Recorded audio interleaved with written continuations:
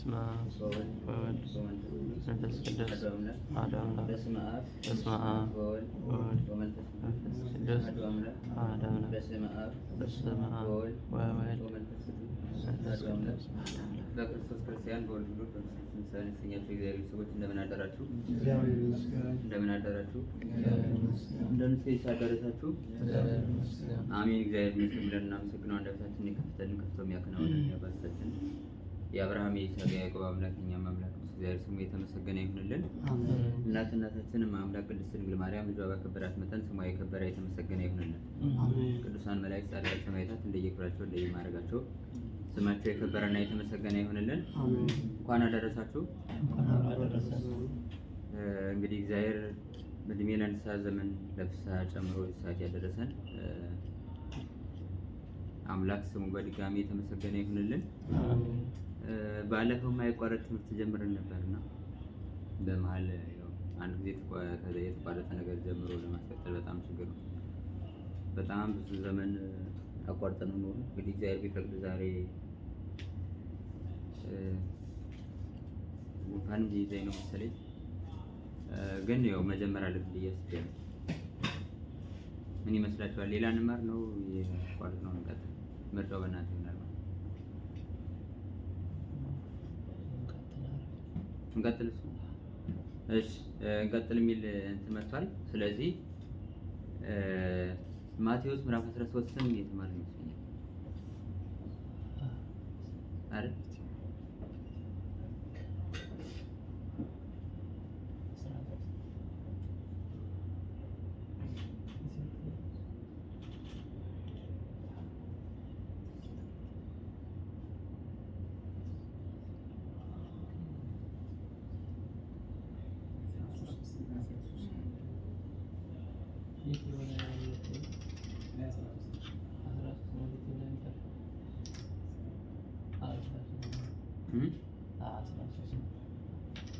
ስለዚህ እንዴት ነው ክርዳድ ተመረን መሰለኝ። ስለዚህ ዛሬ ምዕራፍ 14ን እንጀምራለን ማለት ነው። በጣም ብዙ ቀን ያቃጠልነው አሁን ወደ መጨረሻው መድረስ ነበረብን። እንግዲህ እግዚአብሔር ይርዳና እንድንፈጽመው ያው በቸርነቱ ያግዘን። በጣም እንድንጨርሰው እፈልጋለሁ። ያው ጀምረነው በምን መቅረት ስለሌለበት እንግዲህ እንደምንም ብለን በምን መንገድ ብለን ለመጨረስ እንሞክራለን ማለት ነው። ስለዚህ እናንተም እኔ ስተው እያሰጋችሁ እኔ ደግሞ እናንተን ስትሉት እንትን እያልን ተደጋግፈን እንድንጨርስ እግዚአብሔር ይርዳል። ዛሬ ምዕራፍ 14ን ስናይ 13 እንዳጠቃላይ የምሳሌ ትምህርት ነው ብለን አይተናል። ክርስቶስ ለነጋዴው እንግዲህ በወርቅ በብር እየመሰለ ስለተቀበረው ወርቅ ያስተማረበት፣ ለአራሹ ለገበሬው ደግሞ ስለ ስንዴ እንክርዳድ መስሎ በሰናፍጭ መስሎ ያስተማረበት፣ ደግሞ እንደገና ለሴቶች ደግሞ በእርሾ መስሎ ያስተማረበት፣ ሁሉም እንደሚገባው በሚገባው ምሳሌ እየመሰለ ያስተምር ስለነበረ ክርስቶስ አሁን ሰው ምን የምናገረው እኔ የማውቀው ነው፣ እናንተ ትረዱ አትረዱ ምንም ያን ያህል የሚያሳስበኝ ነገር የለም አይደል? ሰው ያወቃትን እስከሚናገር ነው የሚቸኩለው። ክርስቶስ ግን ሰማዒው ምን ያህል የመረዳት አቅም አለው የሚለውን ስለሚያውቅ ልብና ኩላሊትን የሚመረምር አምላክ ስለሆነ ለሰማዕያን በሚገባቸው መንገድ፣ ለምሳሌ አራሽ ከሆነ ለገበሬው እንዴት ይገባዋል፣ በምን አይነት መንገድ ባስረዳው እንዴት ይረዳል ብሎ ለገበሬው በዚያ ያስረዳዋል ማለት ነው። ሴቶች ከሆኑ ደግሞ በእርሾ መስሎ ያስተምራቸዋል። ምክንያቱም የሚያውቁት ነው፣ በሚያውቁት መረዳት ስለሚችሉ። ነጋዴ ከሆነ ደግሞ ስለ ወርቅ ስለ ብር መስሎ ያስተምረዋል። ስለዚህ ሁሉም ገብቶት ይሄዳል ማለት ነው። ክርስቶስ ዘንድ መጥቶ ትምህርቱ ሳይገባው ሳይረዳለት የሚሄድ የለም ነበር። እኛ ዘንድ መጥቶ ደግሞ ተናግሮ የሚሄድ ነው እንጂ ተረድቶ የሚሄደው በጣም ጥቂት ነው። ምክንያቱም እግዚአብሔር የሚናገረው ሰውን ለማዳን ነው። ሰው የሚናገረው ደግሞ እሱ ምን ያህል ያውቃል ተብሎ እውቀትን ለመግለጽ ነው አብዛኛው የሚያደርጉት። እኔ እንደውም ባለፈውም ተነግራችሁ ነበር። እግዚአብሔር ሲያስተምር ያስተማረበት ስንት ቋንቋ ነበር? በአንድ ቋንቋ ነው አይደል? ሲያስተምር የነበረው አንድ ቋንቋ ብቻ ነው። እንግዲህ ዓለምን በሙሉ የፈጠረ አምላክ ይህን ሁሉ ቋንቋ እንዲዘበራረቅ ያደረገ አምላክ የዓለሙን ሁሉ ቋንቋ አሁን እኛ ስንጸልይ ወይ በአማርኛ ስንጸልይ በእንግሊዝኛ የሚጸልየው በኦሮምኛ የሚጸልየው በትግርኛ የሚጸልየው በሙሉ ይሰማል አይደል? ስለሚያውቅ ግን በዚህ ቋንቋ ልናገር ብሎ እንትን አለ። በአንድ ቋንቋ ብቻ አስተማረ። ለሐዋርያት ግን መጨረሻ ላይ የምናደርግላቸው 72 ቋንቋ እንዲናገሩ አደረገ። አሁን ሰው ቢሆን እያወቀ ያን ያህል ችሎታ እያለው ዝም ይላል? ክርስቲያን ይላል? ኧረ እንደው ምን ያህል ቋንቋ ያውቃል የሚለውን ለመግለጽ እንደውም አሁን እኔ ብሆን በጣም ብዙ ነገር አወራለሁ። እግዚአብሔር ግን እየቻለ ሰው ብቻ መረዳቱን ሰው ብቻ ማወቁን እንጂ ያው እሱ ሁሉን አዋቂ እንደሆነ ሳይመሰክሩለት ሁሉን የሚያውቅ አምላክ ስለሆነ ያው በአንድ ቋንቋ ብቻ አስተማረ ማለት ነውና ምሳሌ ነበር 14። አሁን ወደ 15 ስንመጣ የመጀመሪያው ሄሮድስ መጥምቁ ዮሐንስ እንዳስገደለው ነው የምናገኘው። እንግዲህ ሄሮድስ እንደምታውቁት በጣም ጨካኝ ንጉስ ነበር። መጀመሪያ ጌታችን መድኃኒታችን ኢየሱስ ክርስቶስ ሲወለድ የነበረው ሄሮድስ ይባላል። እሱ 3 ዓመት ከ6 ወር በግብጽ በረሃ ጌታ ከተሰደደ በኋላ መልአኩ መጥቶ እነሆ ወደ ገሊላ ወደ ሀገር ተመለስ ብሎ ለማን ነገረው? ለዮሴፍ ነገረው።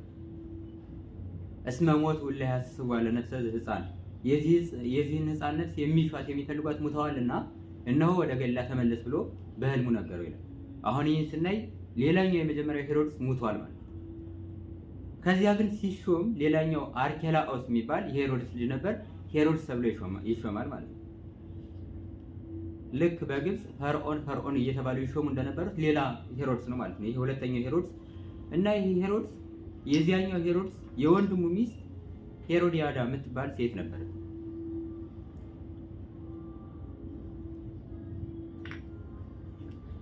የአጎቱ ሚስት ማለት ነው። እሷን አገባ። ሲያገባ አይገባህም፣ ይሄን ልትሰራ አይገባህም ብሎ ዮሐንስ ዘለፈው ይላል። እንዲያውም ሄሮድስ እሱን ይፈራው እንደ መምህር የሚያከብረው ነበር ይላል። ግን እሱ ስለፈራ ስላከበረ ብሎ ቅዱስ ዮሐንስ መጥምቅ ዝም አላለው። እይከውነከ ታወስብ ብእሲተሁ ከፊልጶስ የወንድም የፊልጶስን ሚስት ልታገባ አይገባም ብሎ ዘለፈው ይላል። የዚህን ጊዜ ሲዘልፈው እሱ ምንም አላለም፣ አለፈው። ግብሩን ግን አልተወም። ሄሮዲያዳ ለምን እንደዚህ ብሎ ይዘልፈኛል ብላ በዮሐንስ ላይ ተነሳችበት ነው። ከዚህ በኋላ አሕዛብ ከምንም በላይ የሚያከብሩት ቀን ልደታቸው ነው። ለምን ከተባለ ከጨለማ ወደ ብርሃን ከጠባብ ወደ ሰፊ የመጣንበት ዕለት ነው ሲሉ ያን ዕለት ያከብራሉ። እና ሄሮድስ ዕለተ ልደቱ ደርሶ ያን በሚያከብርበት ሰዓት እንግዲህ ሹማምንቱ፣ መኳንንቱ፣ መሳፍንቱ በሙሉ ተሰብስበው ባሉበት ሂዳ የሄሮድያዳ ልጅ ዘፈነችለት። ወአስመረቶ ለሄሮድስ ወለለ ይረፍቁ ምስሌሁ ሄሮድስና ከሱ ጋር የተቀመጡት በሙሉ ደስ አሰኘቻቸው ይላል። ለምን? ዘፈን በጣም ትችል ነበር። የዚህን ጊዜ ሄሮድስ በጣም ደስ ተሰኘና ወመሐለ ላቲ ከመይሃባ እስከ መንፈቀ መንግስቱ እስከ መንግስቱ እኩሌታ ድረስ ማለት ግማሹን የመንግስቱን እኩሌታ አስቀርቶ ሌላውን እስከ መስጠት ድረስ ማለላቸው። እሷ ግን አስቀድማ በእናቷ የምታደርገውን ታውቅ ነበር። እናቷ መጀመሪያ ስትሄድ ሄሮድስን ዘፍነሽ ደስ አሰኝተሽ ምን ልስጥሽ ካለች የዮሐንስን አንገት ቆርጠ በወጭ ስጠይ በይው ብላ ሰዳት። ስለዚህ እሷ ታውቅ ነበር። ምንም አለምን እሷ የምትፈልገው ያንን። በጣም የሚገርማችሁ ክርስቲያኖች አሁን እኛ ኃጢአት ልንሰራ ካሰብን ያችን ኃጢአት ነው የምናስበው እንጂ ምንም አይነት ስብከት ተሰበክን፣ ምንም አይነት ነገር ተነገርን፣ ምንም አይነት ታምራየን አንመለስም። እና ያችን እያሰበ እየሄደ ያችን ነገር ከዚህ በኋላ የዮሐንስን ራስ ፈልጋለሁ ስትለው ሄሮድስ ተጸጸተ ይላል። ለምን? ህዝቡም ሄሮድስም ዮሐንስን እንዳባት ያከብሩት እንደመምህር ይፈሩት ነበርና ይህን ያህል መምህር እንዴት አንገቱን ቆርጬ ለሱ አስጣለሁ ብሎ ተጸጸተ ይላል። ግን አንዴ ከመሐለ አሕዛብ ደግሞ መሐላቸውን አይለውጥም ይላል ትርጓሜው። ከማሉ አንድ ጊዜ ማሉ። የዚያን ጊዜ ዮሐንስ ሂዶ በእስር ቤት ነበርና አንገቱን ቆርጣችሁ ስጧት ብሎ አንገቱ ተቆርጦ እንዲሰጠው ነው።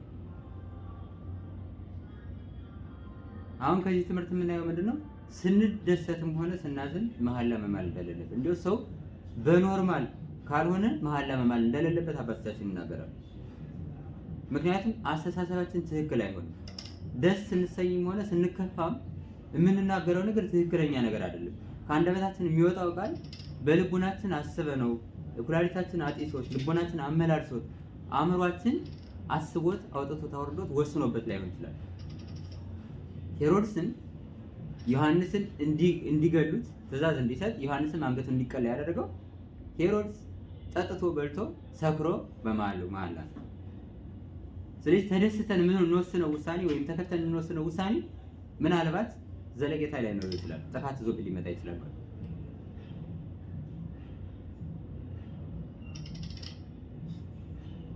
እና ምን ላሉ አባቶቻችን ሌሎች ሐዋርያትን ሳይፈሩ እነ ኤልያስ ያን ያህል ከነ አክዓብ ከነ ኤልዛቤል ጋር ታግለዋል።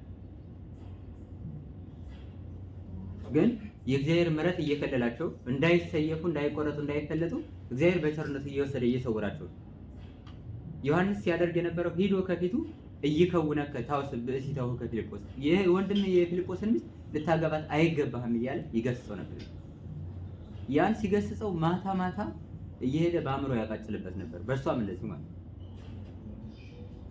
እሷን እያቃጨለ ሲያስቸግራት ምን ላሰበች? አይ ይህን ነገር ለምን እሱ ዮሐንስ ስላለ አይደል ይሄን እየተናገረ የሚያስጨንቀኝ ይህን ያህል መከራ የሚያመጣብኝ፣ ስለዚህ ለምን ሞቶ አላርፈውም ብላ ዮሐንስ እንዲገደል ወሰነች።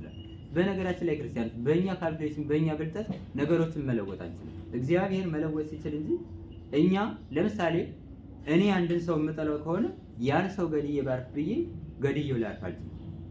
ይህን በታሪክ እንደምታዩት እነ ቃየል አቤልን ገድዬ እገላገላለሁ ሲል ከገደለው በኋላ ቅጠል ኮሽ ባለ ቁጥር እየሮጠ እየፈራ ሲንቀጠቀጥ ኖረ። ሄሮድያዳም እሱ ከሞተ በኋላ እንደገና ቃሉ መጥቶ ለሊት በተኛችበት እይከውነከ ታውስ ብእሲተሁ ከፊልጶስ ይላል። ሄሮድስን በተኛበት እንደዚህ ነው። ዮሐንስ በሌለበት የዮሐንስ ቃል ግን ነበር። እግዚአብሔር ከኛ ጋር ሲሆን እኛ ሳንኖር ቃላችን ለሰማያን እንዲደርስ ያደርጋል።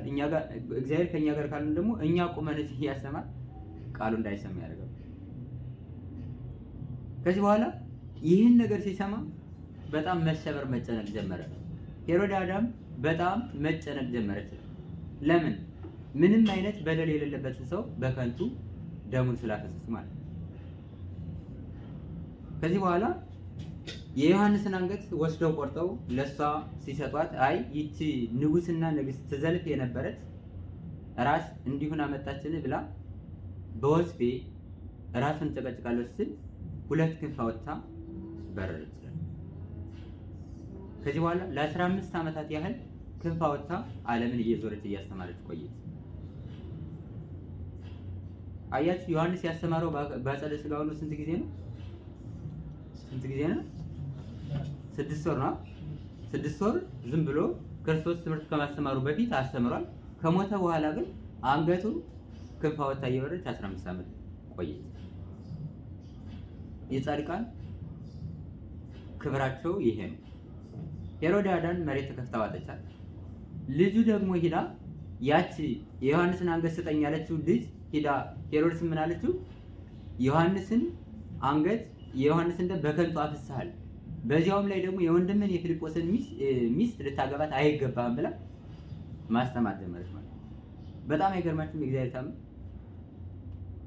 ራሷ አንደበቷን ቀይራ ዮሐንስን ሆና ዮሐንስን መስላ እይከውነከ ታውስ ብእሲተሁ ከፊልጶስ የሚለውን ማስተማር ጀመረች። እንዲህ ትናንትና እንዲህ ብላ የሰው አንገት ታስቀላ፣ ዛሬ ደግሞ እንዲህ ብላ እኔን ትገስጻለች፣ በሰው ፊት ታዋርዳለች፣ እሷንም በላት ብሎ አንገቷን በሰይፍ እንድትቀላው ነው።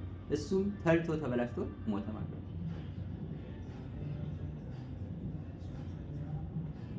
ስለዚህ ይህን ሁላ ነገር ያመጣው ምንድነው? ሲደሰት እንደበላ እንደጠጣ እንደሰከረ የመሐለው። ስለዚህ በደስታም ሆነ በመከራ ሰዓት አንደበታችንን ልንይዝ ልንገታ ይገባል።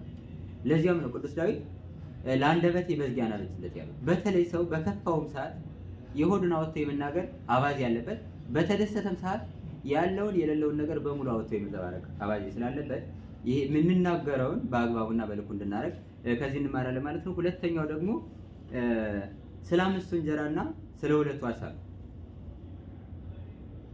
ይህን ርዕስ ስለምናደርገው በኋላ መለስበታለሁ። የመጨረሻው ጌታችን ኢየሱስ ክርስቶስ በባህር ላይ እንደሄደ እናገኛለን። በባህር ላይ እንደተራመደ ይሄ 5 እንጀራና 2 ዓሣ አበርክቶ በሚያበላበት ሰዓት እንግዲህ 5000 ሕዝብ ነው።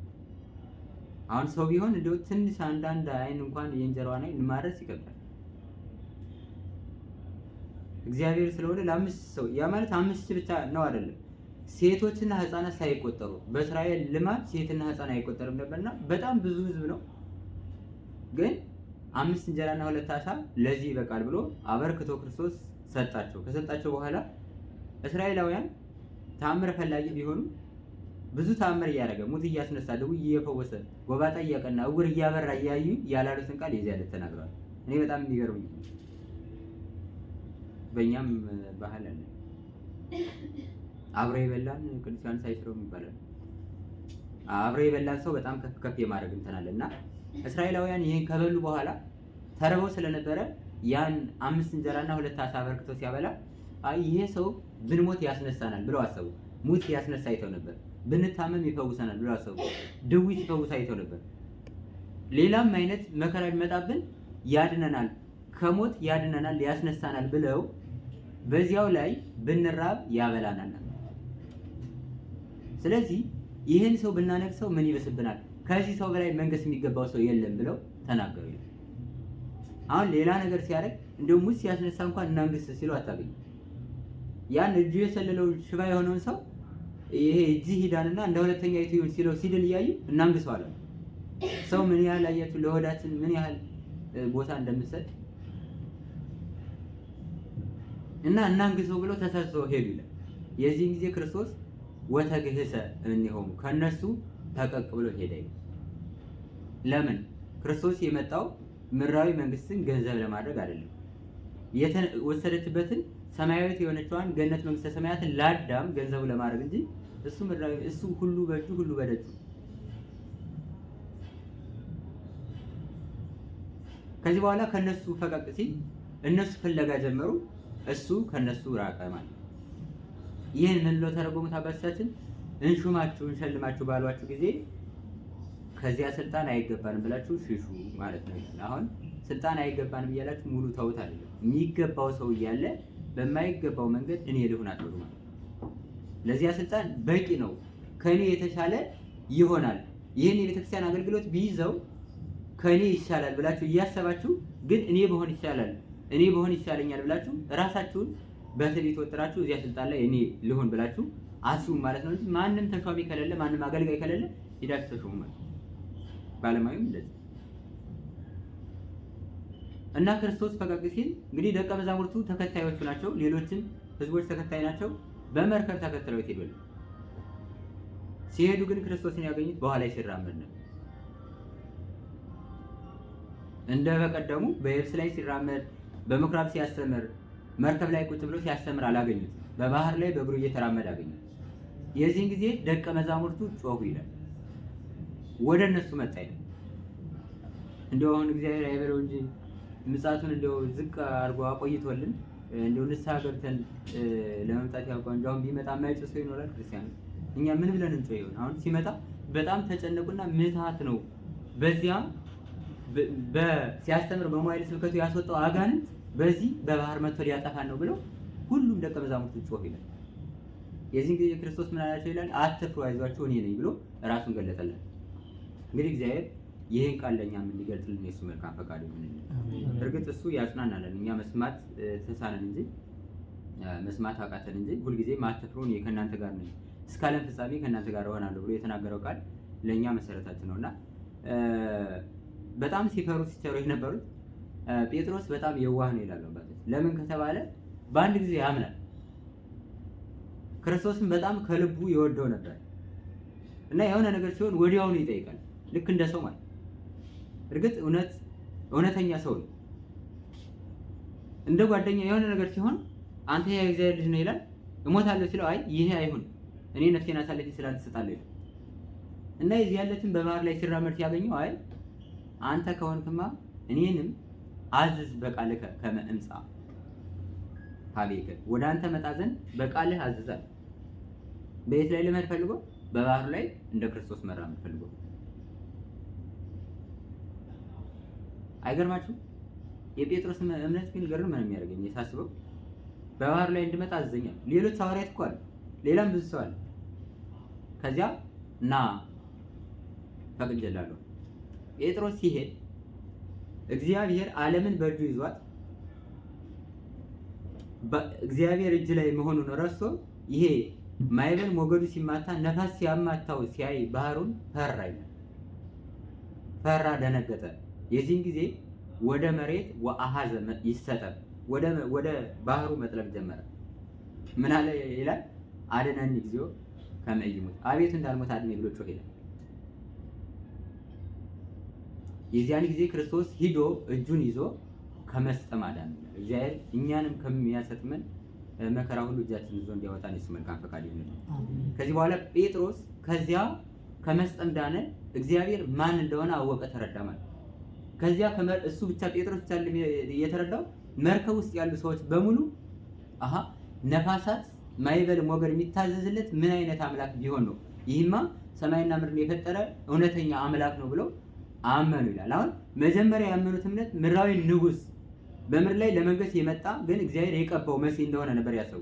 ለምን ሊያነግሱት ፈልገው ነበር። ኋላ ግን ማዕበል ሞገዱን ጸጥ ሲያደርገው ጴጥሮስን ከመስጠም ሂዶ በእግሩ እየተራመደ ሲያድነው አይ ይሄማ ምድራዊ ንጉስነት አይገባውም ሰማያዊ አምላክ ቢሆን ነው ብለው አምላክነትን ተረዱ፣ አወቁ ማለት ነው። ስለዚህ ምናልባት እኛ ላይ ይገባን ይችላል እንጂ የኛ በባህር ውስጥ መስጠም እኛ እንድናምን እያደረገ ሊሆን ይችላል። የኛ በባህር ውስጥ መስጠም ሌሎች እንዲያምኑ እያደረገ ሊሆን ይችላል። የኛ በባህር ውስጥ መስጠም እምነታችንን የኛን እምነት ብቻ አይደለም የሌሎችን እምነት የሚገልጽ ሊሆን ይችላል። ምክንያቱም ያየነው በጴጥሮስ ላይ ይሄን ስለሆነ ማለት ነው። ከዚህ በኋላ ጴጥሮስን እግዚአብሔር ሁሉን አራጊ፣ ሁሉን ፈጣሪ፣ በሁሉም ላይ መራመድ የሚችል ሁሉን ማዘዝ የሚችል አምላክ እንደሆነ አውቆ ተረዳ ማለት ነው። አሁን ከዚህ የምንረዳው ምንድነው? እንዲሁ ዝም ብለን የመጣውን ሁላ ካላደረግነው ማለት እንደሌለብን መማር አለብን። ያየነውን ሁላ ሰው ሲያደርግ ያየነውን ሁላ ይሄን ማድረግ አለብኝ ማለት እንደሌለብን እንረዳለን። አሁን ጴጥሮስ ክርስቶስ ሲራመድ አየ፣ እኔም ልራመድ አለ። ዛሬ የሆነ ሰው የሆነ ቦታ ላይ ልዕልና ላይ ሲደርስ አሃ እኔም ይሄን ነገር መሞከር አለብኝ ብለን መሞከር የለብንም ማለት። መጀመሪያ ፈቃድ እግዚአብሔር መሆኑን መጠየቅ አለብን። ጠይቋል ጴጥሮስ። ስለጠየቀ ነው ከመስጠም ይላል ነው ማለት። እኛ ግን አሁን የሚታየን የሆነ ነገር በቃ አንድ ሰው ደርሶ ሚሊዮነር ሲሆን እንደው ሌላውን ሰው የጽድቁ ነገር ብዙ አያሳስበን። ሚሊዮነር ሲሆን ብናይ አሃ እኔ እንዴት ሆኜ ነው እዚህ ሰው ጋር የምደርሰው ሚሊዮነር መሆን እንዴት ነው የሚለውን ሐሳብ መጀመሪያ ፈቃድ እግዚአብሔር መሆኑን ከመጠየቃችን በፊት የሚያሳስበን ያ ጉዳይ ነው። ስለዚህ መጀመሪያ መቅደም ያለበትን ነገር አስቀድመን መከተል ያለበትን ነገር ማስከተል አለብን ማለት ነው። እንዲያው ከኔ ውጪ ምንም ምን በእናንተ ፈቃድ ልታደርጉ አትችሉም ብሎ ክርስቶስ አስተምሮናል። ከሱ ጋር ከሆነ ነው ምንድነው ያለ ቅዱስ ጳውሎስ ሁሉን ምን እስኪ በሉ ሙሉ እንደናርጋችሁ በሉት ሁሉን እንችላለን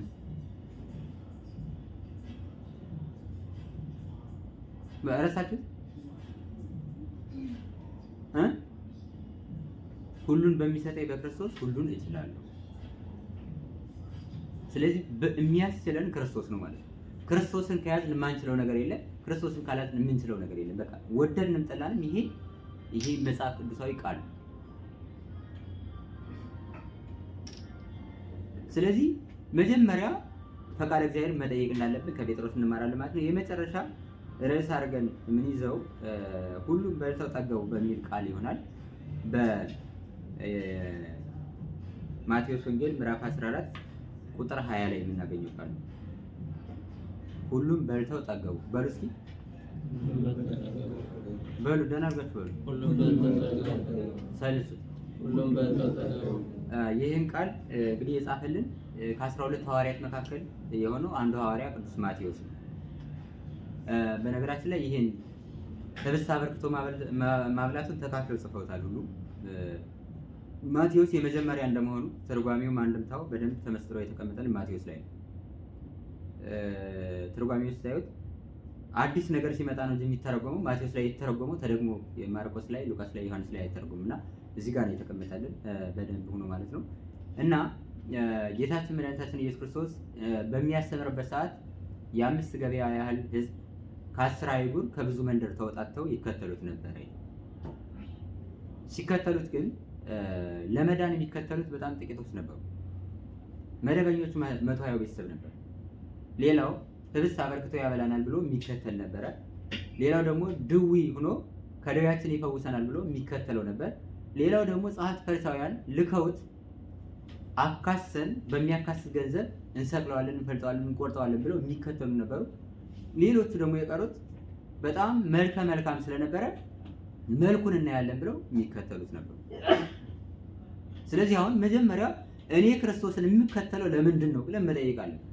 ዛሬ አሁን እኔ ክርስቶስን የምከተለው ምን ለማድረግ ነው? ገነት መንግስተ ሰማያት ለመውረስ ነው? ደህና ትክክለኛ ክርስቲያን ነው ለመባል ነው? እንዲያው ወደ ቤተክርስቲያን ተጠግቼ ይህን ገንዘብ ለማግኘት ነው? ለምንድን ነው ብለን መጀመሪያ መጠየቅ አለብን ማለት ነው። ከነዚያ መደብ ቢሆን እኔ ከየትኛው መደብ ነኝ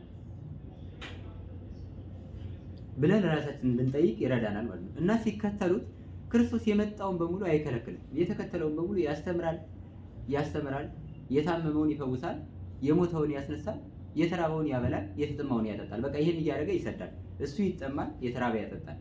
እሱ ይራባል፣ የተራበ ያበላል።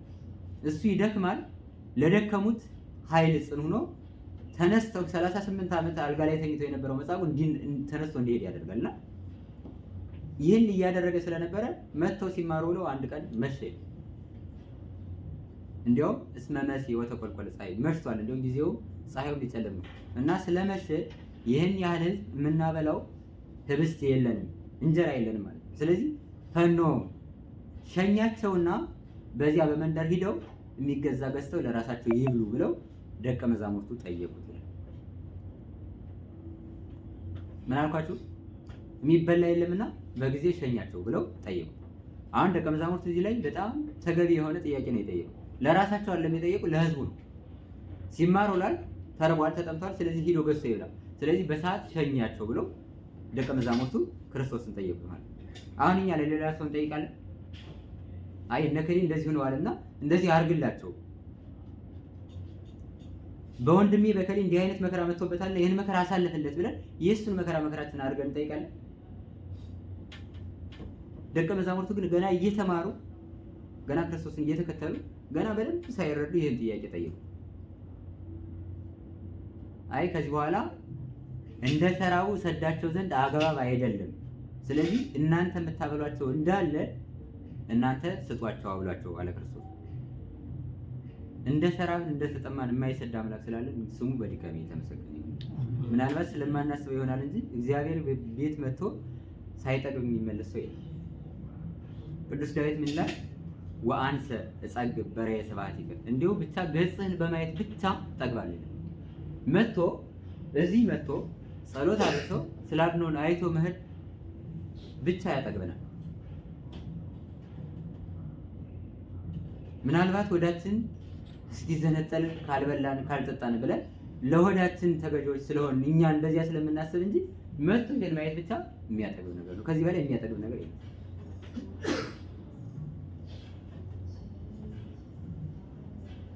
ከዚህ በኋላ አይ በእኛ ዘንድስ ምንም ይህን ያህል ሰው የሚያጠግብ ህብስት የለንም፣ ያለንም 2 ዓሣና 5 እንጀራ ብቻ ነው። ከዚያ ክርስቶስ አምጡት ወደ እኔ ብሎ ያን ባረከና ሰጣቸው። መጀመሪያ ሲቀበል ጸሎት አደረገ። ወደ ሰማይ አይኑን አቅንቶ ባረከ ወፈተተ፣ ቆረሰ፣ ገመሰ፣ አጠቃቀነ። አጠቃቅኖ ለደቀ መዛሙርቱ ሰጠ። ደቀ መዛሙርቱ ለዚያ 5 ገበያ ያህል ሰጡት። አሁን እዚህ ጋር የምንረዳው ምንድነው? ምንም ትሆን ምን ስንበላ መጀመሪያ መጸለይ እንዳለብን። ክርስቶስ ጸልዮ የሰጠውን ህብስት እኛ እንዴት ዝም ብለን እንበላለን? ክርስቲያን አሁን ግማሾቻችን እኮ ስንበላ እንጀራ በወጥ ወይ በቃ ኖርማል ምግብ ካልሆነ ወይ ራት ወይ ምሳ ካልሆነ ደግሞ ለዳቦ ደግሞ ለዚህ መጠጥ ምናምን ብለን ጸሎታን እንተዋታለን አይደል? እንደዚያ መሆን የለበትም። ምን በላው ምን ጠጣው እስከሆነ ድረስ ይሄ ምግብ ወደ ውስጥ አይገባም ብሎ ሰይጣን መቼም ከመፈተል አይለቀንም። ይሄ ምግብ ራስ ስላልሆነ ብሎ ያን ነገር ሳይፈትነው አይተው። ስለዚህ መጀመሪያ ከመብላት ከመጠጣታችን በፊት ምን ማድረግ አለብን ማለት ነው? ጸሎት ማድረግ አለብን። ያስተማረ ክርስቶስ ይሄን ነው። አይናችንን አቅንተን መጸለይ አለብን። እንዲሁ መቼም ቢሆን ስንበላ ስንጠጣ ጸሎት አስፈላጊ ነው። ስንበላ ስንጠጣ እንደውም አባቶቻችን ምን ነው የሚሉ ስትሄድ ራሱ ከቤት ስትወጣ ወደ ቤት ስትገባ፣ ስትነሳ፣ ስትቀመጥ በእያንዳንዷ ቅጽበት እግዚአብሔርን ማሰብን አትርሳ። ያ ማለት ጸሎት መጸለይን አትርሳ።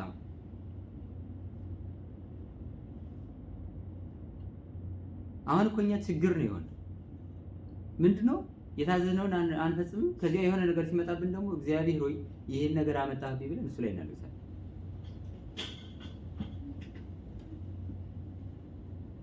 እና እግዚአብሔር ባርኮ ሰጣቸው። ሲሰጣቸው በጣም የሚገርማችሁ ከሱ እጅ ወደ ሐዋርያት ሲሰጣቸው ይበዛ ነበር። ከሐዋርያት እጅ ደግሞ ወደ ምዕመናን ሲደርስ ይበዛ ነበር። ይሄን ምን ነው ተረጎሙት አባቶቻችን? በእግዚአብሔር እጅ መብዛቱ እግዚአብሔር ቃለ እግዚአብሔር እሱ ሲያስተምር በረከት እንደመጣ ያጠይቃል ይላሉ። ከሱ ተቀብሎ ደግሞ በሌሎች በሐዋርያት መብዛቱ ከሱ በኋላ የሚነሱ ሐዋርያት፣ ተላውያን ሐዋርያት፣ ሊቃውንት፣ ዛሬ ያሉ መምህራን በሚያስተምሩት በሚሰሩት ትሩፋት እግዚአብሔር በበረከት እንዳለ ለማጠየቅ ነው። ስለዚህ የሁለቱ ተደምሮ በልተው ሁሉም በልተው ጠገቡ። ሲጠግቡ እግዚአብሔርን ማንገስ ፈለጉ። እግዚአብሔር ይሄን ነገር ያጠገባቸው መጀመሪያ ያበላቸው ለምንድን ነበር ከተባለ ስጋውን ደሙን ለማሰማር መጀመሪያ ምድራዊ ህብስትና ምድራዊ መጠጥ ማብላት ማጠጣት ስለነበረበት ነው ብሎ ተረጎሙ ተባለ። እነሱ ያን በልተው ደስ ሲሰኙ ጠገብን ብንራብ እንግዲህ ያበላናል እያሉ ደስ ሲሰኙ፣ ስለዚህ አትደነቁ፣ ስለዚህ ስለ ምድራዊ ህብስት አትጨነቁ። አሁን በልታችሁት ኋላ ቀጠና የሚሆናችሁ አብዝታችሁ ብትበሉት ቁንጣን ለሚሆናችሁ ምግብ አትጨነቁ። መጨነቅ መደነቅ ያለባችሁ ሰማያዊ ስለሆነው መብልና መጠጥ ነው ብሎ ነገራቸው። በዮሐንስ ወንጌል ምዕራፍ 6 ላይ ይሄን አስተማረ። ሲያስተምራቸው እነሱ እንዴት ሊሆን ይችላል? የሩቅ ብእሲ ስጋ እንዴት ህይወት ሊሆን ይችላል? እንዴት የእሱን ስጋ በልተን የእሱን ደም ጠጥተን ገነት መንግስተ ሰማያትን እንወርሳለን ብለው አሰቡ። አሁን ችግሩ ይሄ እግዚአብሔር የሚያስበው የሚሰጠን የሆነ ነገር ለሌላ እኛ የምንረዳው በሌላ፣ እግዚአብሔር የሚያበላን የሚያጠጣን ለሌላ ምሳሌ፣ እኛ የምንረዳው ደግሞ በሌላ ምሳሌ ይሆናል። ከዚህ በኋላ እነሱ እንዲያያሉ መጠራጠር ጀመሩ። ምን አላቸው ክርስቶስ? እውነት እውነት እላቸዋለሁ ስጋዬን ያልበላ ደሜን ያልጠጣ የዘላለም ሕይወት የለውም ብሎ ነገራቸው። ማለት እኔ ካበረከትኩት ህብስት ያልበላ እኔ ካበረከትኩት ውሃ ያልጠጣ አላለም። ስጋዬን ያልበላ ደሜን ያልጠጣ የዘላለም ሕይወት የለውም ብሎ ነገራቸው። ማለት ስለዚህ መጀመሪያ ታምሩ ያደረገው ለምንድን ነው ከተባለ እውነተኛ የሆነው መብልና መጠጥ በልተው ጠጥተው ገነት መንግስተ ሰማያትን እንዲወርሱ ለማስረዳት። ይሄ ህብስት ይሄ መጠጥ ከንቱ ነው፣ ምድራዊ ነው፣ ይጠፋል። እኔ የምሰጣችሁ ግን አይጠፋም፣ ተዋህዷችሁ ገነት መንግስተ ሰማያትን እስከምትወርሱ ድረስ አብራችሁ ይዘልቃል ሲል ያን አደረገላችሁ ማለት ነው። እና እዚህ ጋር አንድ የምናየው ነገር ምንድነው? ክርስቶስ አሁን አያምኑበትም፣ ይጠራጠራሉ። እንደነገርኳችሁ የተወሰኑት ናቸው አምነው የሚከተሉትና ህብስት አበርክቼ አበላችኋለሁ ቁጭ በሉ አላቸው ይላል። እንዲያው ሳሩ በጣም የለመለመ ሳር ከውሃ ዳር ነበር ትርጓሜ እና ቁጭ በሉ ሲላቸው ሁሉም ስርዓት ይዘው ቁጭ አሉ። ሌላ ሰዓት ሌላ ታምር ላደረግ ነው እንደዚህ ሁኑ ቢላቸው ላይቀመጡ ይችላሉ። የምግብ ጉዳይ ስለሆነ ያም ሆነ ቁጭ በሉ ሲላቸው መቀመጣቸው አንድ በጣም ትልቅ ነገር ነው። እኛውም ቁጭ በሉ በተባልንበት ቦታ መቀመጥ በጣም ትልቅ እግዚአብሔር የሚያስደስት ነገር እንደሆነ እንረዳለን ማለት ነው። እጃቸውን እንዲያውም እስራኤላውያን በህጋቸው ይላል እጃቸው ደም እስኪሰርፈው ድረስ መላልሰው መልሰው ካልታጠቡ ምግብ አይበሉም ነበር። አሁን ሌላ ሜዳ ላይ ቢያደርጋቸው አይ ሳንታጠባ መጡ አስቀመጠው አስነሳው፣ ስለዚህ ምንም ያበረከተው ነገር የለም እንዳይሉ ከውሃ ዳር ወሰደና እንዲታጠቡ አደረጋቸው። አይ ቦታው አልተመቸንም፣ ቦታው ደረቅ ነበረ፣ ድንጋይ ነበር፣ አሸዋ ነበር እንዳይሉ በጣም የለመለመ መስክ ላይ ወስዶ ሁሉንም አስቀመጣቸው፣ እንዲቀመጡ አደረገ። ከዚያ ህብስቱን አበርክቶ ሰጣቸው። አሁን ህዝቡ ተቀመጡ በተባሉበት ቦታ መቀመጣቸው አንድ ነገር ነው። አበረክታለሁ ተቀመጡና ብሉ ሲላቸው ቁጭ ብለው ያን ተቀብለው መብላታቸው ሌላ ነገር ነው።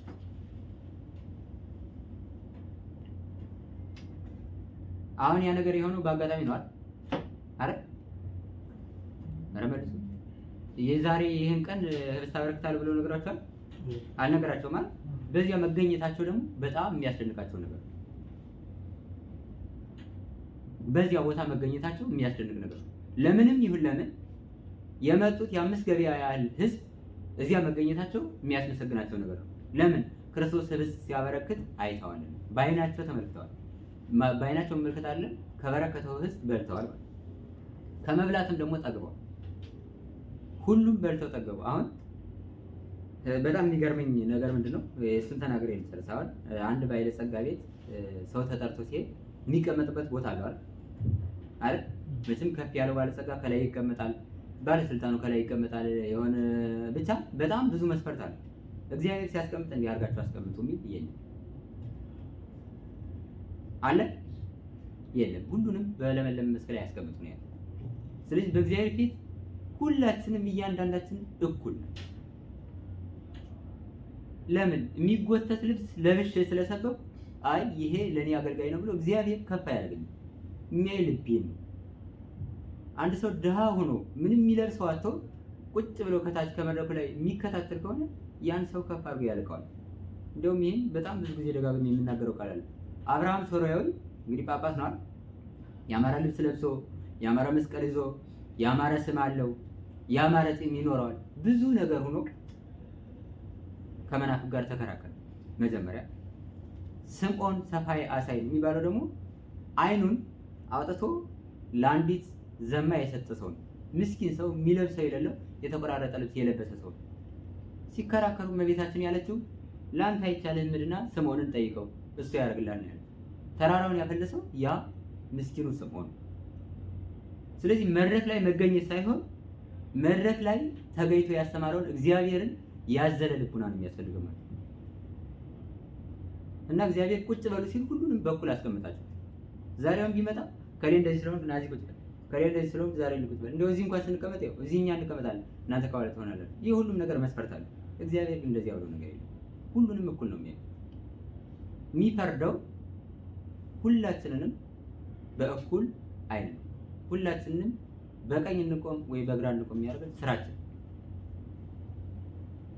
ከዚህ በኋላ እኩል ተቀመጡ። ደግሞ በጣም የሚገርማችሁ እኩል አይነት ምግብ ተሰጡ። እንደፈቀዱት እንደወደዱት ነው የሚል። እንዲያውም አሳ ለሚፈልገው አሳ እንዲበዛለት፣ እንጀራ ለሚፈልገው እንጀራ እንዲበዛለት እንደፈለጉት ለሁሉም ተሰጡ ይላል። አሁን ሀብታም ቤት ገብተን እኛ እንዲያውም ድሮ የቄስ ትምህርት ቤት እንዳለን ስንሄድ በታች ቁጭ ብለን እንቀመጣለን። በቃ ትርፏን አምጥተው ነው ይሰጡኝ ነው። ብዙ ቀን እንኳን አልበላሁም፣ የተወሰነ ቀን ሄጃለሁና ትርፏን አምጥተው ከሆነ ቦታ ነው የሚሰጣችሁና እንደዚህ አታርጉ ክርስቲያን። በቃ ያለውን ስጡ፣ ከሌለ ደግሞ ካለበት ያለሰው ብላችሁ መስደድ እና ሁሉም እንደወደዱት እንደፈቀዱት በሉ ይላል። በልተው ሁሉም ጠገቡ። ሁሉም እኩል በልቶ የጠገበበት ክርስቶስ አበርክቶት ከበላው ህብስት ላይ ብቻ ነው። ሌላ ቦታ የትኛውም ቦታ ብታዩ፣ የትኛውም ቤተክርስቲያን፣ የትኛውም አገልግሎት ላይ፣ የትኛውም እንትን ላይ የተለየ ነገር አለ። በቃ ለነከሌ ተብሎ የሚለይ አለ፣ ለነከሌ ተብሎ ደግሞ ተለይቶ የሚቀርባቸው ነገር አለ ማለት። እግዚአብሔር ግን ለሁሉም እኩል አበላ። ሁሉም እኩል በልተው ጠገቡ። ስለዚህ አሁን ከዚህ የምንረዳው ምንድነው? እናንተ በምትችሉት መጠን፣ እናንተ በምታረጉት መጠን ለሰው ማድረግ ስትችሉ ለሁሉም እኩል አድርጉ።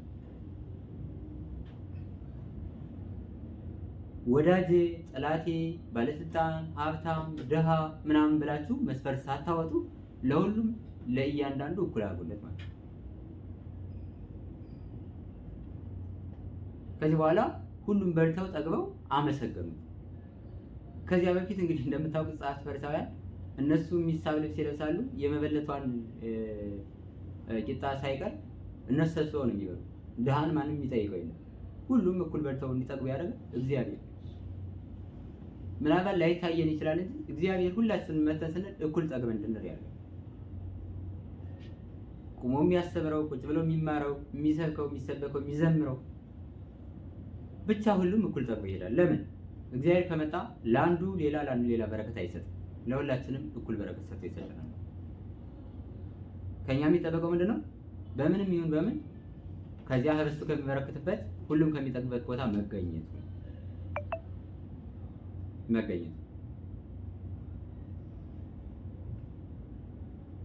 አሁን ብዙ ሰዎች አሉ በአጋጣሚ እንደተነጠሉ የቀሩ ይሁዳ ያን ያህል ጊዜ 3 ዓመት ከመንፈቅ ሲማር ኖሮ ክርስቶስን ሲከተል ኖሮ ለ30 ብር ብሎ እንደወጣ በዚያው ቀረ ነው። ስለዚህ እስከ ዛሬ ተከትያለሁና ከዚህ በኋላ ይበቃኛል ብሎ መሄድ የለም ማለት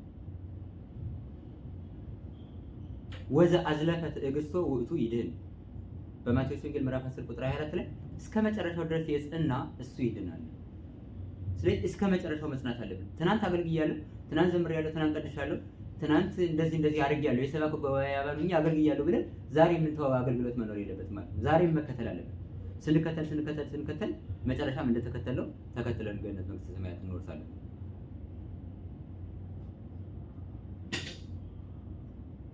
አንድ ጥያቄ ልጠይቃችሁና ልጨርስ። በቀኝ ወይ በግራ መቆም አሁን በጣም ትልቅ ነገር ዝም ብላችሁ ታስቡት። አሁን አንድ ሰው እዚህ ቆሞ በቀኝ ወይ በግራ ብትቆሙ ማለት አሁን በቀኝ ቆም በግራ ቆም የሚለው ምን ትላችሁ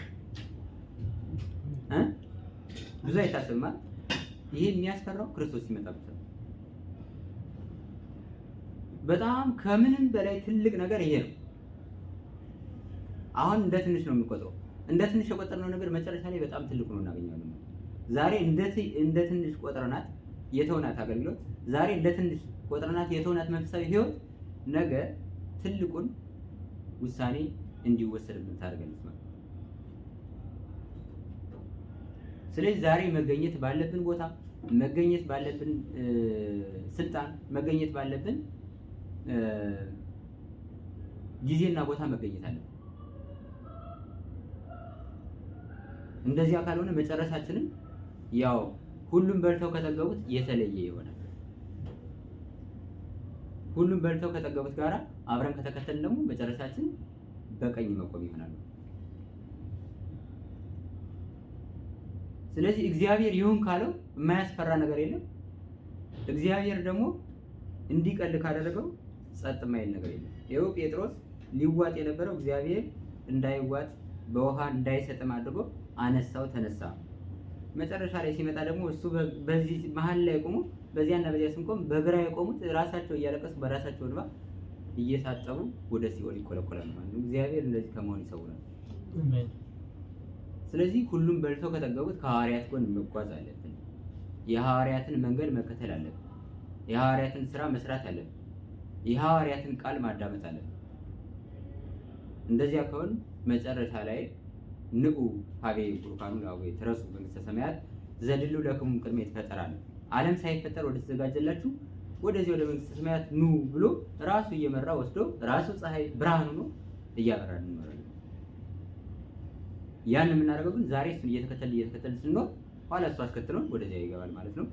እግዚአብሔር እሱ እንድንከተለው ተከትለንም ንስሐ እንድንገባ ስጋውን እንድንበላ ደግሞ ይሰጣ የእርሱ መልካም ፈቃድ ይሁንልን።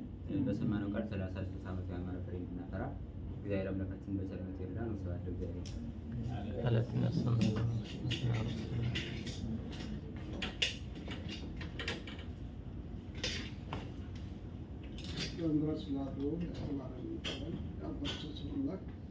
ወደ እግዚአብሔር ክብርና ምስጋና ይሁን። በእውነታችን ቃል ያሰማልን እግዚአብሔር አምላክ ሰማያትን ያወርሰን። እኛም በተማረው ትምህርት 30-60 ዓመት ያማረ ፍሬ አፍርተን የስሙ ቀዳሽ መንግስት ወራሽ እግዚአብሔር አምላክ ያድርገን። አሜን። አሁን የሚሄደው ያው